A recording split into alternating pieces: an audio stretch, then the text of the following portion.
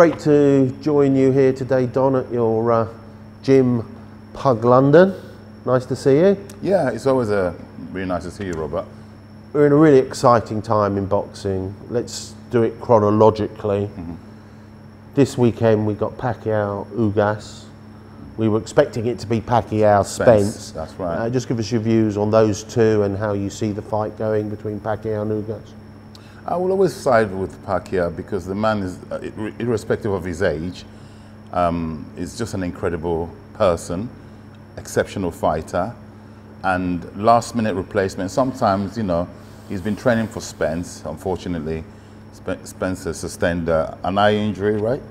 And yeah, I only see this fight going one way. Again, the only thing that's against Pacquiao is the age.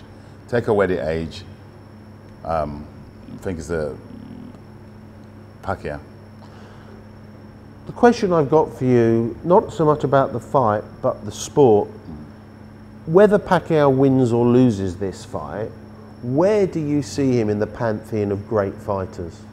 Wow, he's got to be up there. You've got to put him right up there based on how long, it seems like he's been around forever. Okay, and you know, you got to credit this man because he's still in incredible shape, irrespective of his age. I keep honing in about the age because it's a big factor, the age. What is he now, 40? Yeah, I mean, that's remarkable. He's still, if you watched a few workouts he's been doing recently in the streets, the speed, it seems to have got faster as he's gotten older. So it's remarkable to keep yourself in that type of shape for the amount of time he's been around, operating at a very high level, you know.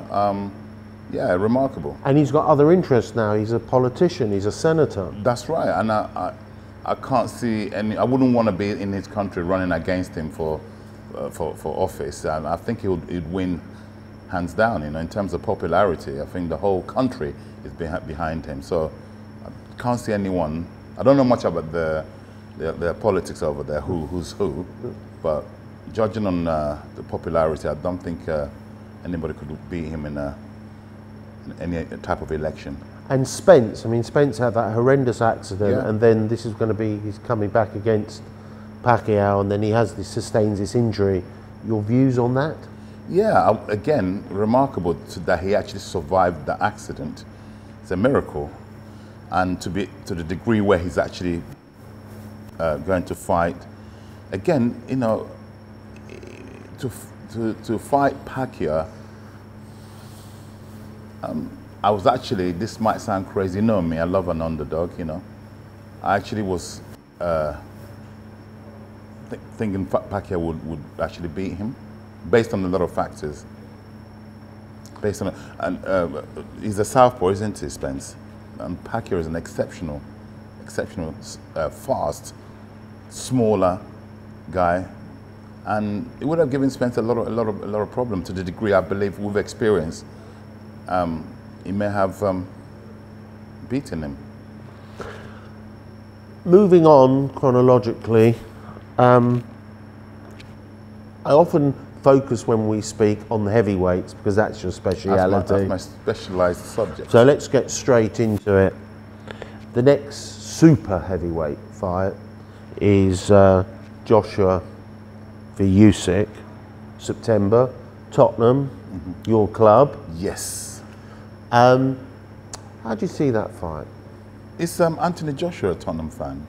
I don't know, actually. Yeah. No, he's from Watford. Maybe he's a Watford fan. But nevertheless, the fight is happening.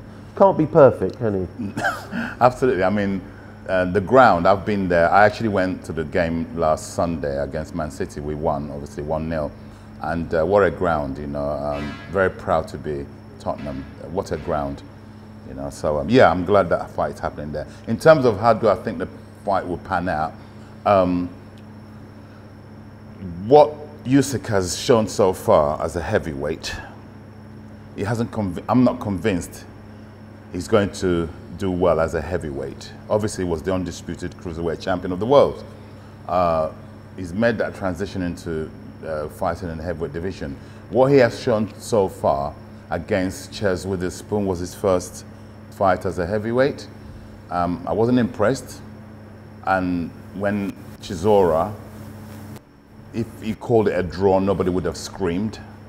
Okay, I thought he nicked it, just about nicked it, but he labored. He labored. In first 3-4 rounds, he didn't know what the hell was happening to him, because this is a fully blown heavyweight he's now facing in the name of Chisora. So he managed to use his pedigree from the Olympic amateur background to be able to change and start trying to pot shot Derek, and he did, yeah, and scored some good points and won the fight. Then you're going straight from that performance, which wasn't a very good performance, into fighting, well, if not the best, it's arguable between Joshua and Fury, who is #1. Yeah, so it's a big jump in my opinion. I think he gets stopped. Early, late? The minute he gets touched with that right hand, he'll get.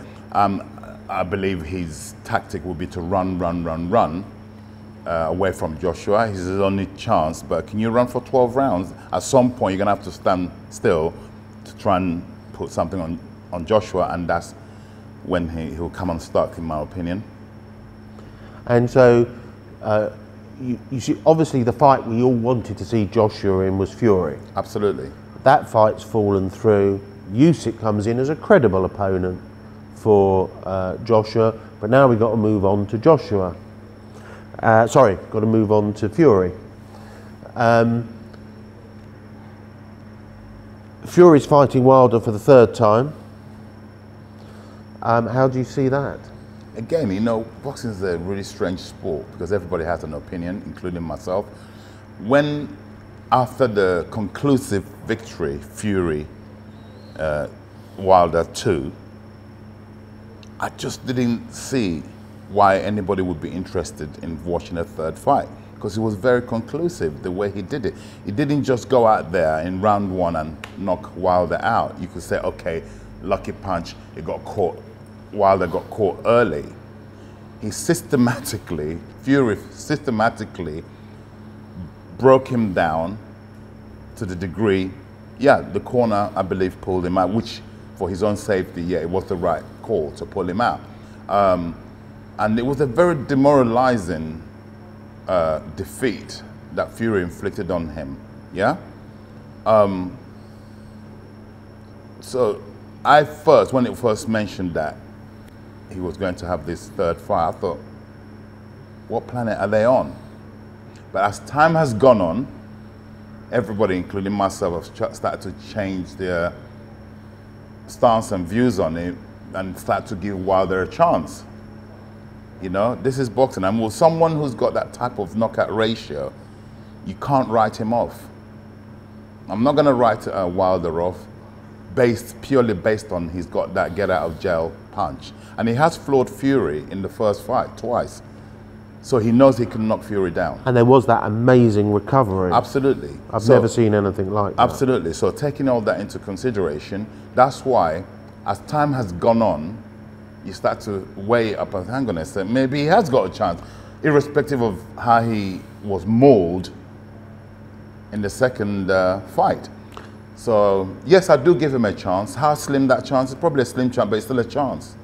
Do you think the changes in Wilder's training camp, do you think that in his coach, I think he's changed coaches, hasn't he? Yeah, he's got Malik Scott. Yeah, and you know Malik Scott well. Chisora was he inflicted the 1st defeat on Malik Scott. Correct. When Malik Scott came over to fight Derek, Malik Scott was 36-0, undefeated.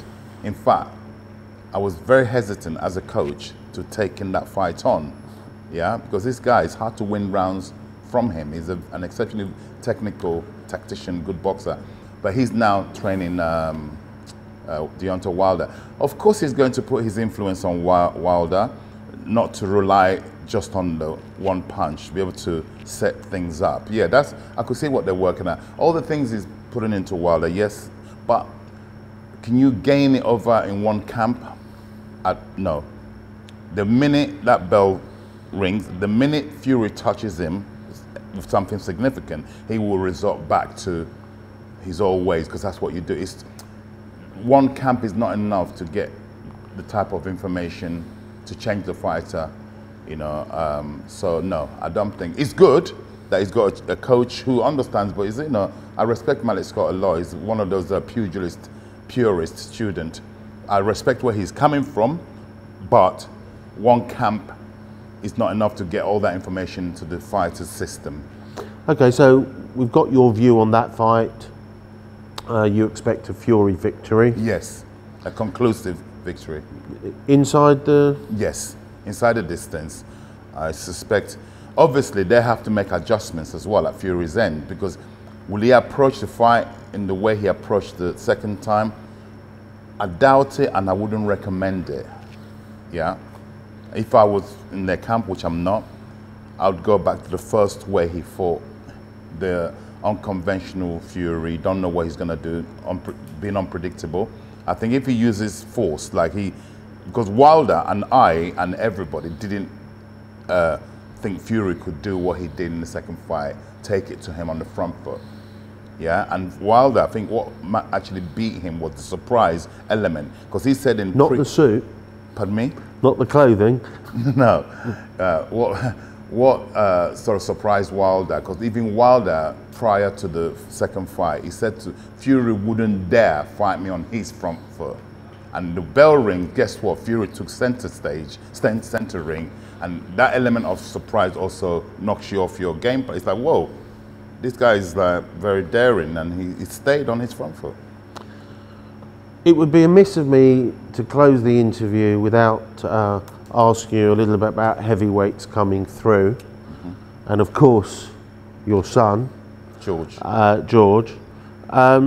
Just give us a view on the few heavyweights to look at and your thoughts on George before we close. Yeah, I mean, look, it's very healthy. The British heavyweight scene, since Anthony Joshua, I mean, the last undisputed we had in the world, British, is Lennox Lewis. Great. I'm gonna now put the word great in front of Lennox Lewis's name, because that's where he is. Yeah, we haven't appreciated him enough like we should, celebrate him enough, in my opinion. Okay, he should actually be knighted, in my opinion. Sir Lennox Lewis. You heard it here first. Basically, we've had a few champions after Lennox Lewis, but Anthony Joshua reignited, or started that big surge of we boasting world champions in every weight category. I think it's the first time since I've been following boxing that's actually happened. Yeah, in the past there's been maybe one or maybe two world champions in different weight categories at any given period, but now we can boast at least 6, 7 world champions in, or more. It's never happened before. So we're going through a really good period in British boxing. Coming to the heavyweights, there's an awful lot of young, good heavyweights coming through. You got Fabio Wardley, who recently beat, he's the English champion, I believe. He recently beat Nick Webb. You got Johnny Fisher, Solomon Darkras, you got David Adeleye. There's just a surge of these. It's almost like the gold rush. Everybody's looking for the next Anthony Joshua. Let's use him as a marker. Yeah, there's a lot of, and obviously we just mentioned. I don't want to mention him first because I'm his father, George Fox. He's in that bunch of new heavyweights. He hasn't had as many fights as lots of the ones in front of him for various reasons, but once he gets going, he's in that mix. And you've got some other heavyweights that you coach as well. Harry Armstrong. How can I forget my own? Because I don't want to always preach my own and start putting other people there. But Harry Armstrong again is an exceptional, skillful. Yeah, he's under the radar at the moment. But trust me, watch this space because we have plans. Don, as always, a pleasure. Thanks so much. My pleasure.